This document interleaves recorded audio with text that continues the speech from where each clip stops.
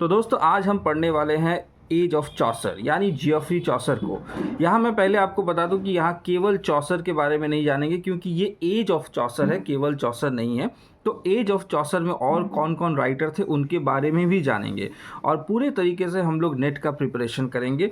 जैसा कि आप लोग जो लोग नए इस चैनल पे आए हैं, तो आप लोगों को बता दूं कि इस चैनल पे आपको अब से केवल और केवल मात्र नेट से जुड़े ही आपको टॉपिक मिलने वाले हैं। आप अगर इन नोट्स को बना लेते हैं मेरे साथ साथ, मैंने जैसा नोट बनाया है, एग्ज़ाम के पहले आपको बहुत ही सुविधा होने वाला है।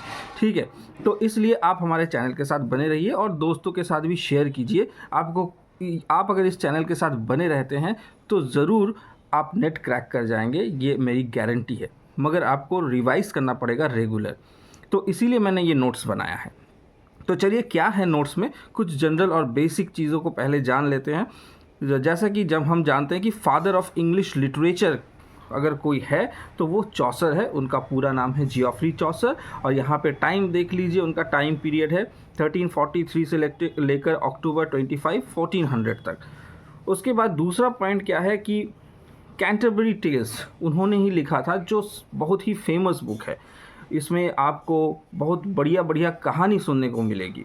उसके बाद कहा जाता है, तीसरा पॉइंट है एस्टैब्लिश्ड मिडिल इंग्लिश जो था उस टाइम पे उन्होंने ही इसको इस्टेब्लिश किया था। अंग्रेज़ी एक्चुअली उतने अच्छे तरीके से साहित्य में घुल मिल नहीं रही थी, तो चौसर ने इसको मिला दिया। तो इन्फ्लुएंस्ड लेटर राइटर्स, इसके बाद जो राइटर्स आए वो उनको देख के इन्फ्लुएंस होने लगे। और पांचवा है कि वो एक सिविल सर्वेंट थे, डिप्लोमैट थे फॉर इंग्लिश क्राउन। तो उन्होंने जो उस टाइम के जो राजा थे उनके लिए काम किया, एक सिविल सर्वेंट थे और डिप्लोमैट भी थे। तो फादर ऑफ इंग्लिश पोइट्री उनको किसने कहा था, ये आपके लिए इम्पॉर्टेंट पॉइंट है, इसको लिख के रखिएगा। Father of English poetry Dryden ने उनको कहा था। दूसरी तरफ गॉड्स प्लेंटी, ये बात भी ड्राइडन ने ही उनको कही थी। With him is born real poetry, ये आर्नोल्ड ने कहा था। ये जो कोटेशंस है ये आपके लिए बहुत ही इंपॉर्टेंट है। तो ये आपको पता चल रहा है कि किस किस ने क्या क्या कहा चौसर के बारे में। He was buried in Westminster Abbey in Poets corner.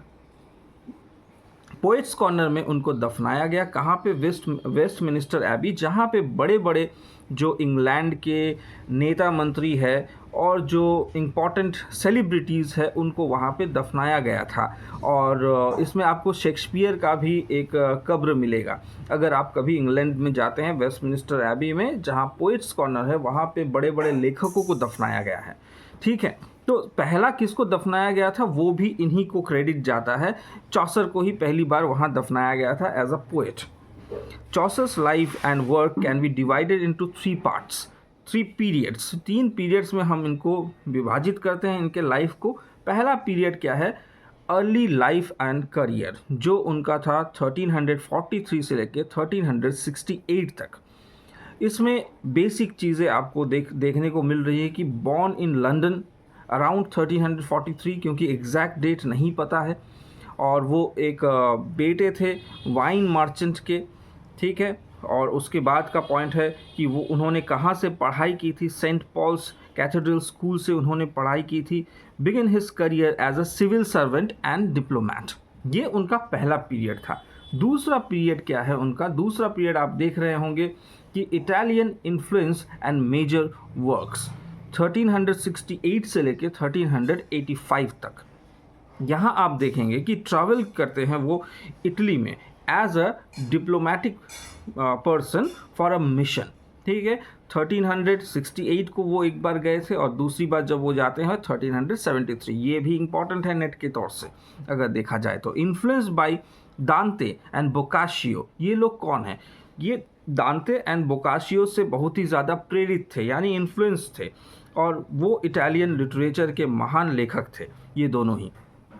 Road major works, इन्होंने इस टाइम पे कुछ इंपॉर्टेंट वर्क्स लिखे, जैसे कि आपको यहाँ दिख रहा है the book of duchess and the house of fame. ये दोनों बहुत ही इंपॉर्टेंट कहानियाँ हैं। ये मेरा सजेशन है आपको कि आप इनकी समरी आप ज़रूर देख लीजिए। अगर हो सके तो पूरा ही पढ़ लीजिए, समरी तो ज़रूर आपको देखना ही पड़ेगा।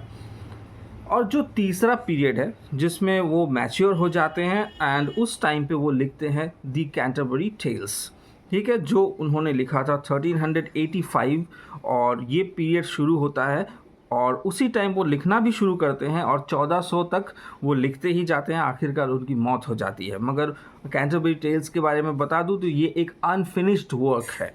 Appointed as a justice of peace and a member of parliament, उन्हें अपॉइंट किया गया था जस्टिस ऑफ पीस के तौर पे और पार्लियामेंट के मेंबर भी थे, यानी एमपी थे। Wrote Troilus and Criseyde and begin work on the Canterbury Tales, और इसी टाइम उन्होंने ट्रायलस एंड क्रिसिड को लिखना शुरू किया और साथ ही साथ उन्होंने कैंटरबरी टेल्स को भी लिखना शुरू किया। Continue to work on Canterbury Tales until his death in 1400, जिसको मैंने आपको पहले ही बताया कि वो कंटिन्यू करते हैं लिखना और अपने जीवन काल तक लिखते ही जाते हैं, हालांकि उनकी मौत हो जाती है, मगर ये कहानी अनफिनिश्ड है। अब आते हैं अगले पेज में। अब पीरियड्स में उन्होंने क्या क्या इम्पोर्टेंट वर्क लिखे थे उनके बारे में जान लेते हैं।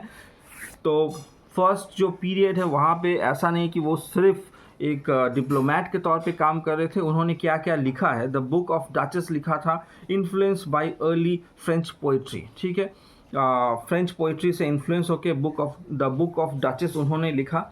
उसके बाद वो लिख रहे हैं द कंप्लेंट अनटू पीटी, ये भी एक फ्रेंच वर्क है। इसके बाद वो लिख रहे हैं the ABC, a prayer in French, ये एक प्रेयर है, ठीक है। अगले पड़ाव में आते हैं दूसरे पीरियड में, वो क्या क्या लिख रहे हैं। द हाउस ऑफ फेम 1374 से लेकर 1384, which is influenced by Italian poetry, ये एक ड्रीम एलिगोरी है, ठीक। एनालिडा एंड आरसीडी 1374 से लेकर 1385, अ नरेटिव पोएम, ये एक नरेटिव पोएम है। उसके बाद नरेटिव पोएम मतलब आपको पता ही होगा जहाँ पे कोई एक किस्सा सुना रहा है किसी को। उसके बाद द पार्लियामेंट ऑफ फाउल्स 1377 से लेकर 1385, ये भी एक कविता है। तीसरे पीरियड में आते हैं जो उनका सबसे इम्पोर्टेंट पीरियड है, वो है थर्ड पीरियड, जिसमें वो लिख रहे हैं ट्रायलस एंड क्रिसिड, जिसमें जो कहानी बहुत इम्पॉर्टेंट है, इसकी समरी भी आपको जाननी पड़ेगी क्योंकि इम्पॉर्टेंट है। उसके बाद द कैंटरबरी टेल्स जो अनफिनिश्ड वर्क है। उसके बाद the legend of good woman, ये उन्होंने शुरुआत की थी इसकी 1386 से लेके, और ये भी एक अनफिनिश्ड वर्क है। और उनके बारे में एक और चीज़ फेमस है कि राइम रॉयल उन्होंने पॉपुलराइज किया था, words popularised by Chaucer. Rhyme royal क्या है इसे जानते हैं। राइम रॉयल उन्होंने यूज़ किया इसको कहाँ पे, पार्लियामेंट ऑफ फाउल पे, ट्रायलस एंड क्रिसिड, यहाँ पे भी उन्होंने राइम रॉयल का इस्तेमाल किया। The form was also use by other medieval poets such as John Lydgate. John Lydgate ने भी राइम रॉयल को इस्तेमाल किया था। अब जिनको नहीं पता राइम रॉयल क्या है उनके लिए मैंने यहाँ पे एक और छोटा सा नोट लिखा है। इसमें मैंने लिखा है कि ये क्या है। ये राइम रॉयल है, 7 लाइन स्टैंजास इसमें होते हैं। स्पेसिफिकली अगर देखा जाए तो वो राइम स्कीम क्या है, ABA BBC, ABA BBC, इस तरीके से वो लिखते हैं। राइम रॉयल का ये स्कीम है और आयम्बिक पेंटामीटर में इसको लिखा जाता है। विथ आयम्बिक पेंटामीटर क्या होता है, विथ 5 फीट सिलेबल पर लाइन, ठीक है। ऑल्सो नोन एज चॉसेरियन स्टैंजा, इसको चॉसेरियन स्टैंजा भी कहा जाता है। राइम रॉयल का दूसरा नाम है चॉसेरियन स्टैंजा, ठीक है। आगे आते हैं लेजेंड ऑफ गुड वुमन, ये उनका एक फेमस वर्क है। ये उन्होंने लिखा था 1386 में और ये अंत नहीं हुआ इसका, अनफिनिश्ड वर्क है शायद, और शायद नहीं, श्योर अनफिनिश्ड वर्क है, ये पूरा कंप्लीट नहीं हुआ था। इस पोएम में क्या है, the poem is a collection of stories about women from mythology and history who were consider virtuous and faithful, ठीक है। तो यहाँ पे महिलाओं के बारे में है, कुछ मिथिकल स्टोरीज़ है और वहाँ पे उनके फेथफुलनेस को पोर्ट्रे किया गया था। The poem is written in Middle English and consist of prologue and 9 legends. यहाँ पे आप देखेंगे कि ये जो कविता है ये उन्होंने मिडिल इंग्लिश जो डायलेक्ट है उसमें लिखा था और ये इसमें प्रोलॉग भी है। प्रोलॉग के बारे में बता दूं जिनको नहीं पता, प्रोलॉग होता है जब भी कोई कविता स्टार्ट करते हैं, जैसे कोई एपिक अगर स्टार्ट करते हैं, आपने पैराडाइज लॉस्ट में भी देखा होगा जहाँ पे मिल्टन इस्तेमाल कर रहे हैं या फिर पोप इस्तेमाल कर रहे हैं रेप ऑफ द लॉक में। प्रोलॉग वो शुरुआत में दिया जाता है किसी भी कविता की शुरुआत में, किसी भी नहीं, जैसे एपिक टाइप की कविताओं में शुरुआत में प्रे किया जाता है भगवान को और कुछ इन्फॉर्मेशन दिया जाता है कि इस कविता में क्या है, तो उसे प्रोलॉग कहा जाता है। और साथ ही साथ इस पोएम में आपको लेजेंड ऑफ गुड वुमेन में आपको मिलने वाला है 9 लेजेंड्स के बारे में जानकारी। ठीक है, 9 लेजेंड्स कौन है ये भी मैं बताने वाला हूँ। चलिए आगे क्या है। The poem is structured as a dream vision. यहाँ पे भी आपको ड्रीम विजन मिलेगा in which the narrator fall asleep. जो नरेटर है, कहानी सुनाने वाला, वो सो पड़ता है यानी नींद में रहता है और विज़िट करता है the god of love and his queen.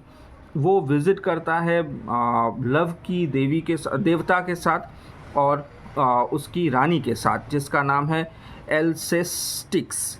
ठीक है, the god of love commands the narrator to write a poem about good women. वहाँ पे गुड वुमेन के बारे में गॉड ऑफ लव उन्हें कहते हैं कि आप एक कविता लिखे। द नरेटर उस पर अग्री कर जाते हैं। तो ये 9 लेजेंड कौन है, यहाँ पे आपको सब नाम दिख रहा होगा। तो यहाँ पे आपको 9 लेजेंड्स दिख रहे हैं, कौन कौन है। क्लियोपाट्रा, थेस्बीस, ये सभी नाम जो है ये इन लेजेंड्स के नाम हैं 9। आप चाहे तो इसको नोट कर सकते हैं, मैं पढ़ के नहीं सुना रहा हूँ क्योंकि वीडियो बहुत ही लेंदी हो जा रहा है, तो आप नाम लिख लीजिए। It provide valuable insight into medieval attitude toward women and love. इस कविता से आपको ये पता चलेगा कि लोग मेडिएवल पीरियड में महिलाओं के बारे में कैसी सोच रखा करते थे और उनके प्रति उनका व्यवहार कैसा था। ट्रायलस एंड क्रिसीडा 1374 टू 1385, ये उनका एक संपूर्ण कविता है जिसको उन्होंने लिखा था। तो इसमें है क्या। The poem is a romance that tells the story of Troilus Trojan prince. ये एक टॉर्जन प्रिंस है। टॉर्जन कहाँ का है, ट्रॉय एक इलाका है, एक देश है जहाँ के प्रिंस है उनके बारे में है। और क्रिसीडा कौन है, एक विडो है who fall in love during the torsion war. वो टॉर्जन वॉर के दौरान प्यार में पड़ जाती है क्रिसीडा। किसके प्यार में, ट्रॉयलस के प्यार में पड़ जाती है। ठीक है, ये एक मिडिल इंग्लिश डायलेक्ट में लिखा गया कविता है। The poem begins with Troilus who is initially scornful of love but then fall deeply in love with Cressida। तो शुरुआत में इस कविता में आपको देखने को मिलेगा कि ट्रॉयलस को पहले इंटरेस्ट नहीं रहता है क्रेसिडा पे, फिर बाद में उसे प्यार हो जाता है। और who is also in love with Troilus in force to leave Troy. और फिर वो ट्रॉय छोड़ के चली जाती है and reunite with her father a Greek priest. उनके पिता एक ग्रीक प्रीस्ट थे, किसके, क्रिसीड के। ठीक है, जो लड़की थी उसके। Troy and Criseyde exchange letter, वो एक दूसरे को पत्र लिखा करते हैं। But their love is ultimately doomed मतलब उनका प्यार सक्सेसफुल नहीं होता है। Criseyde is pursued to marry a Greek warrior, और वो बाद में एक ग्रीक वॉरियर से विवाह करती है जिसका नाम है Diomede. And Troilus is heartbroken, और ट्रॉयलस का दिल टूट जाता है, वो किसी और से शादी कर लेती है। ये इसका बेस है, मगर आपको पूरी समरी को पढ़ लेनी चाहिए। अगला आते हैं पार्लियामेंट ऑफ फाउल्स। ये 1377 में लिखा गया था और ये कंप्लीट हुआ 1385 में। The poem is an allegory that tell the story of dream vision. देखिए यहाँ पे ज़्यादातर हमको ड्रीम विजन देखने को मिल रहा है। In which the narrator visit a parliament of birds. यहाँ पे आपको देखने को मिलेगा एक सपनों के देश में जहाँ पार्लियामेंट ऑफ बर्ड्स है, चिड़ियों का एक पार्लियामेंट है। The birds gather to choose their mates. वहाँ पे वो लोग गैदर होते हैं, इकट्ठा होते हैं ताकि अपने पार्टनर को चुन सके। And the poem explore theme of love, nature and social hierarchy. यहाँ पे प्रेम और प्रकृति और साथ ही साथ समाज में जो ऊंच नीच है उसको दिखाया गया है। The poem is written in Middle English, ये भी मिडिल इंग्लिश डायलेक्ट में लिखा गया है। कंसिस्ट ऑफ 699 लाइन्स, ये भी इम्पॉर्टेंट है आपके लिए फैक्ट। 699 लाइन्स में लिखा गया था। Divide into 3 section. पहला सेक्शन इसका इंट्रोडक्शन है, उसके बाद है description of the temple of Venus, Venus देवता के टेम्पल को डिस्क्राइब किया जा रहा है, और पार्लियामेंट ऑफ बर्ड को दिखाया जा रहा है। The bird in the poem, जो कविता में जो बर्ड्स है उनके बारे में क्या है। The bird in the poem are symbolic of different social classes and their people. तो यहाँ पे जो रिप्रेजेंट किया जा रहा है कि अलग अलग चिड़िया जो है वो किस किस तरह से अलग है एक दूसरे से। जैसे नीचे जो लिखा हुआ है, ईगल को एक नोबेलिटी दिखाया गया है, जो बाकी चिड़िया है वो कॉमन पीपल है, मतलब ईगल राजा के तौर पे दिखाया गया है, ठीक है, और बाकी जो चिड़िया है वो साधारण आम जनता है हमारी तरह। तो यहाँ पे आपने देखा कि मैंने जो भी डिस्कस किया अभी तक वो आपको दिख रहा है कि चौसर के बारे में, मगर आप लोग सोच रहे हैं कि अभी तक तो असली वाला आया ही नहीं, कैंटरबरी टेल्स, वो बाद में कभी करेंगे। वो इम्पॉर्टेंट, मैं सच कहूँ तो इम्पॉर्टेंट है, मगर अभी आजकल क्या हो रहा है ना कि नेट में अनइम्पॉर्टेंट वर्क या फिर जो माइनर वर्क्स है उसके बारे में ज़्यादा पूछा जा रहा है, क्योंकि नेट में आप लोगों को पास नहीं करने देना चाहता है सरकार। सरकार चाहती है कि आपको जैसे भी करके यहाँ से निकाला जाए, इसीलिए टफ़ क्वेश्चन पूछा जाता है। वो लोग जानते हैं कि सिलेबस में कैंटरबरी टेल है तो यहाँ से क्वेश्चन ही नहीं पूछते वो लोग, सिर्फ इसीलिए कॉलेज का सिलेबस देखने से नहीं होता है, उसके बाहर की चीज़ों को ज़्यादा पूछा जा रहा है आजकल, क्योंकि वो लोग पास कराना नहीं चाहते हैं आपको, तो टिपिकल बना दिया जा रहा है नेट को धीरे धीरे। तो आगे बढ़ते हैं, जॉन गावर के बारे में जानते हैं। यही मैं कह रहा था कि बाकी राइटर्स को भी जानना है इस एज का, तो जॉन गावर वन ऑफ देम, ठीक है। तो कंटेम्परेरी है ये जेफरी चॉसर के, और विलियम लैंगलैंड, ये भी एक इम्पॉर्टेंट राइटर है विलियम लैंगलैंड, इसके बारे में भी बाद में हम जानेंगे। तो he is remembered primarily for 3 major work. क्या क्या उन्होंने लिखे थे, तो यहाँ पे आपको 3 मेजर वर्क दिख रहा है, और ये ऑब्वियसली है कि ये साधारण अंग्रेज़ी में नहीं है।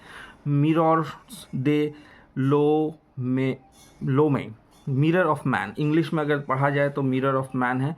वॉक्स क्लैमेंटिस, मतलब the voice of one cry, ये 1381 में लिखा गया था। उसके बाद है कॉन्फेसियो एमांथिस, इसका मतलब है द लवर्स कॉन्फेशन, 1319 में लिखा गया था। ये बहुत ही पुराना वर्क है। समथिंग कुछ गड़बड़ है यहाँ पे, मिस्टेक है, तो ये 1319 कैसे हो सकता है, हालांकि उनका जन्म 1930 है, सॉरी फॉर दैट।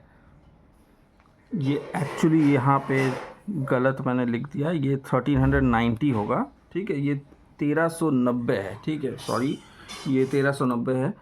तो इसका ये 3 वर्क से उनके 3 long poems written in French, Latin, English respectively. तो ये तीनों जो है, पहला वाला फ्रेंच में लिखा गया था, दूसरा वाला लैटिन में लिखा गया था, और तीसरा वाला जो है वो अंग्रेज़ी में लिखा गया था। तो पहला जो पोएम है द मिरर ऑफ मैन, ये एक एंग्लो नॉर्मन पोएम है जो कंसिस्ट करता है 29,945 लाइन्स, जो सैल्वेशन इसका थीम है, और ये लैटिन टाइटल जो है स्पेक्यूलम मेडिटेंटिस, ये इसका लैटिन भाषा में इसको ऐसे कहा जाता है। अब आते हैं वॉक्स क्लेमेंटिस, इसको जान लेते हैं, इसके बारे में थोड़ा सा पढ़ लेते हैं। Is a Latin poem of 10,265 lines. The general plan of author is to describe the condition of society and of the various degree of man। यहाँ पे उन्होंने क्या दिखाने की कोशिश की है, एक ऑथर का प्लान क्या था, तो डिस्क्राइब द सोसाइटी, ठीक है, तो सोसाइटी को डिस्क्राइब करने के लिए और अलग अलग लोगों की डिग्रीज को दिखाने के लिए। The travels of Sir John Mandeville, ये जॉन मैंडेविल का वर्क है, ये एक नाम है उनका वर्क का, और ये उनके राइटर है। मगर एक बात बता दूँ, इन्होंने कोई ज़्यादा खास लिखा नहीं है इस एज में, जैसे कि मैंने कहा कि ये एक माइनर राइटर में आते हैं। इन्होंने ये किताब ही लिखी थी जो एक ट्रैवल बुक थी, माना जाता है कि ये सबसे पहला ट्रैवलिंग बुक था, कॉमनली नोन एज मैंडेविल्स ट्रैवल्स, ठीक है, इसको इस नाम से ज़्यादा पॉपुलैरिटी मिली थी। Written between 1357 to 1371। ये एक ट्रैवलॉग है। Near east as far as India and China, ये ईस्ट के तरफ जाते हैं, इंडिया और चाइना की तरफ, तो वहाँ पे उन्होंने क्या क्या एक्सपीरियंस किया उसको उन्होंने यहाँ पे शेयर किया था। The earliest surviving text is in French, ये एक फ्रेंच लेख था, अंग्रेज़ी में नहीं लिखा गया था, फ्रेंच भाषा में लिखा गया था, और ये बहुत पुराना किताब है। Followed by translations into many languages, may be the first travel work, और इसको पहला ट्रैवल वर्क भी माना जाता है। ठीक है, ये इसका इम्पॉर्टेंट फैक्ट यही है कि ये पहला ट्रैवलिंग बुक है जिसमें ट्रैवल के बारे में लिखा गया था। ठीक है, तो अभी आते हैं सर थॉमस मैलोरी के बारे में जान लेते हैं। 1414 में इनका जन्म होता है और 1471 में ये इनका अंत होता है। वर्जन इंग्लिश राइटर, और ये फेमस थे ऑथर के लेजेंड को लिखने के लिए, क्योंकि उन्होंने लिखा था ले मॉर्टे द ऑथर, जिसका मतलब है द डेथ ऑफ ऑथर। ठीक है, तो इसमें हम लोग क्या देख रहे हैं, इसमें हम क्लासिक इंग्लिश को इस्तेमाल करते हुए देख रहे हैं। लैंग्वेज जो था जिसमें chronicle of the Arthurian legend लिखा गया। इसमें it was publish by the famous London printer William Caxton in 1485। अब इसके बारे में आपको जानना बहुत ही ज़रूरी है कि यहाँ पे ये जो नाम है विलियम कैक्सटन, ये क्यों इम्पॉर्टेंट है। बिकॉज विलियम कैक्सटन ने ही पहली बार इंग्लैंड में प्रिंटिंग प्रेस लेके आए थे। ठीक है, और दुनिया के बारे में अगर कहे तो पहली बार दुनिया में जर्मनी में प्रिंटिंग प्रेस आया। वो आपका पहली बार बाइबल उसमें लिखा गया, मतलब छापा गया था। ठीक है, और इसके बाद ये इंग्लैंड में लेके आते हैं कौन, विलियम कैक्सटन। हमारे लिए ये बहुत ही इंपॉर्टेंट नाम है William Caxton. It is the only major work of English literature between Geoffrey Chaucer around a century early and Shakespeare around a century later। मतलब ये एक ऐसा टाइम पे लिखा गया था, ले मॉर्टे द ऑथर, जिस टाइम पे जियोफ्री चौसर भी नहीं थे दुनिया में और ना ही शेक्सपियर की एंट्री हुई थी। इस बीच जो स्थान था वो बिल्कुल खाली पड़ा हुआ था, तो इस बीच केवल मात्र यही वर्क सबसे ज़्यादा फेमस होता है। शायद आप इस चीज़ को समझ पा रहे हैं कि चौसर और शेक्सपियर, इन दोनों के बीच में एक गैप पड़ जाता है तकरीबन 100 साल का। इस 100 साल में लिटरेचर ने कुछ खास काम हुआ ही नहीं था लिटरेचर के अंदर, तो वो खास काम केवल मात्र एक ही दिखता है हमको, ले मॉर्टे द ऑथर। और ये एक पहला किताब है जिसको प्रिंट किया गया था 1485 में। इसके पहले आपको जो भी मिल रहा था वो सब मैन्युस्क्रिप्ट मिल रहा था। ठीक है,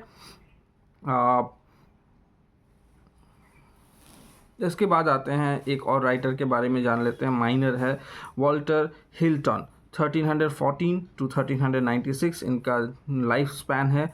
द लैडर ऑफ परफेक्शन, ठीक है, इसमें द स्केल ऑफ परफेक्शन भी इसे इंग्लिश में कहा जाता है। ये उनका एक वर्क है। इसके बाद आते हैं मार्गेरी केम्प, 1373 से 1438। इसमें आपको देखने को मिल रहा है the book of Margery Kempe, a work consider by some to be the first autobiography of in English language. ये पहला किताब है जिसमें ऑटोबायोग्राफी देखने को मिला था।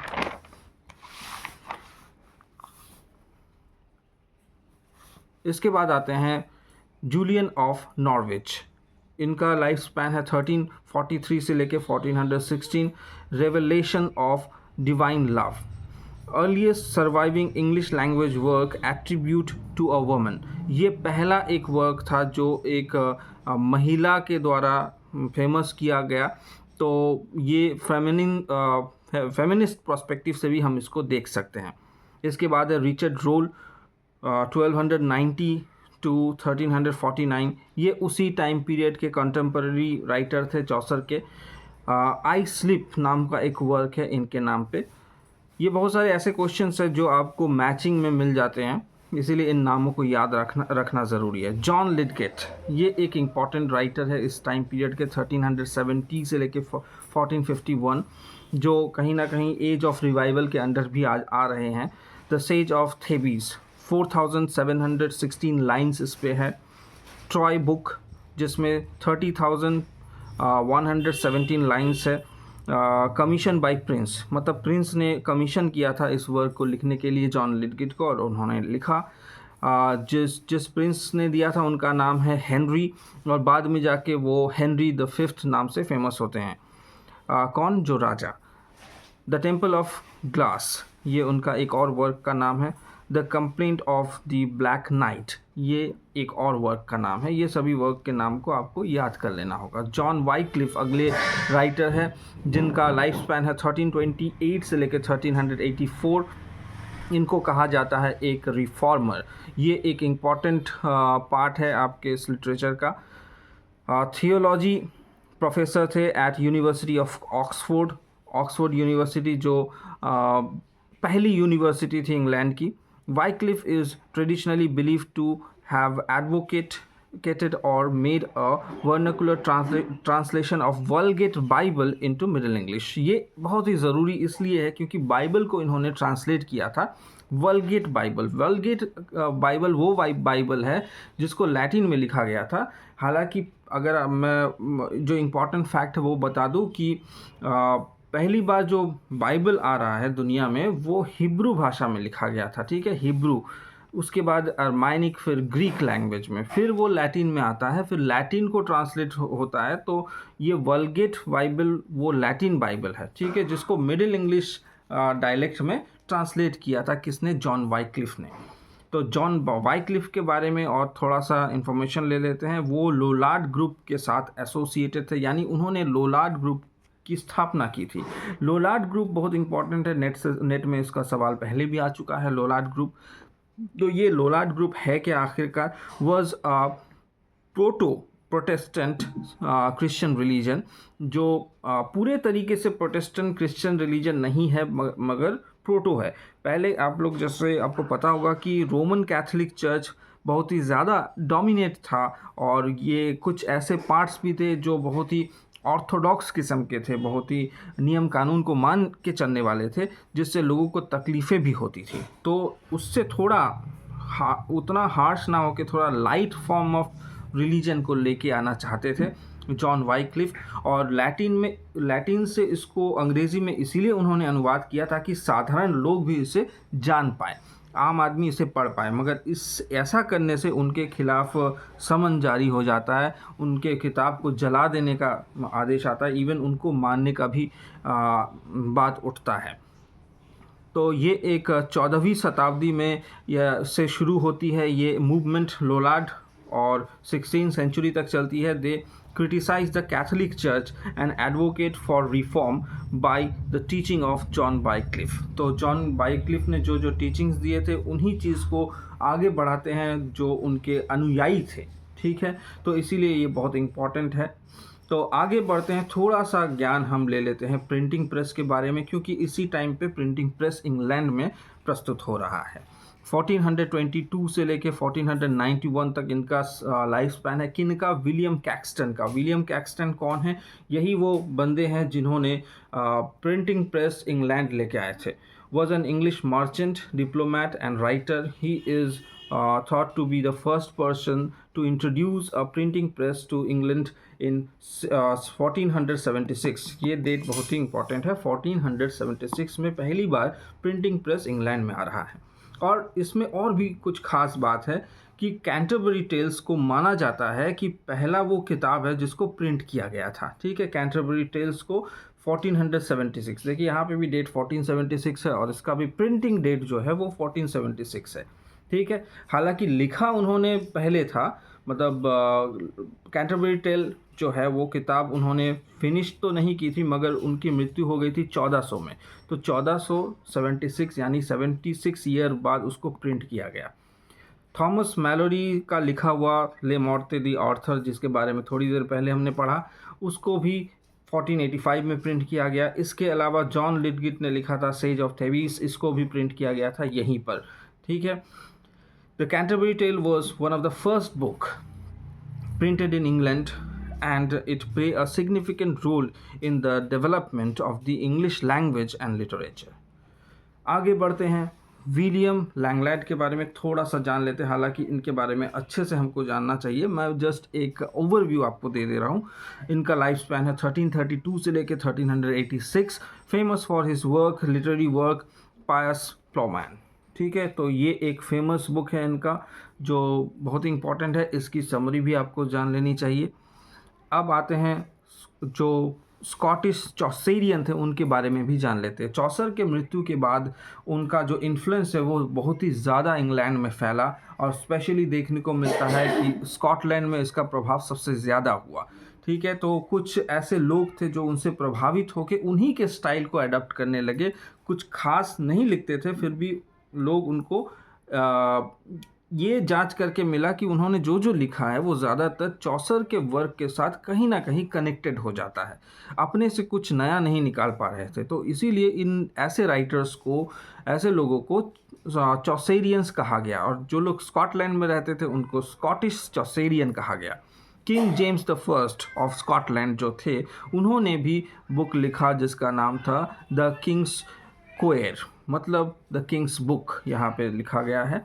ठीक है, रॉबर्ट हेनरिसन, इन्होंने द टेस्टामेंट ऑफ क्रेसिडा लिखा था, जो एक्चुअली ट्रोइलस एंड क्रेसिडा को कंटिन्यू करता है, मतलब उसका ही एक सीक्वल वो बनाने की कोशिश कर रहे हैं। William Dunbar, the lament of the makaris, यहाँ पे जो लेमेंट है about the death of Chaucer पे उन्होंने लिखा कि चॉसर की मृत्यु पे उन्हें जो दुख हुआ उसके बारे में वो इस वर्क में मेंशन कर रहे हैं। इसके बाद है Gavin Douglas, he is known for his translation of Virgil Aeneid. दरअसल एनियड एक लैटिन वर्क है जिसको उन्होंने ट्रांसलेट किया था। तो दोस्तों आज यहीं पे क्लास का अंत करते हैं। उम्मीद करते हैं कि आपको ये वीडियो पसंद आया होगा, क्योंकि ये बहुत ही इन्फॉर्मेटिव है। आप लोग अगर इसको रेगुलर रिवाइज़ करते रहते हैं तो श्योर है कि आप एग्ज़ाम पास करेंगे नेट का। और अगर चैनल अच्छा लगा हो तो प्लीज़ हमारे चैनल को लाइक कीजिए, शेयर कीजिए और सब्सक्राइब करना ना भूलें।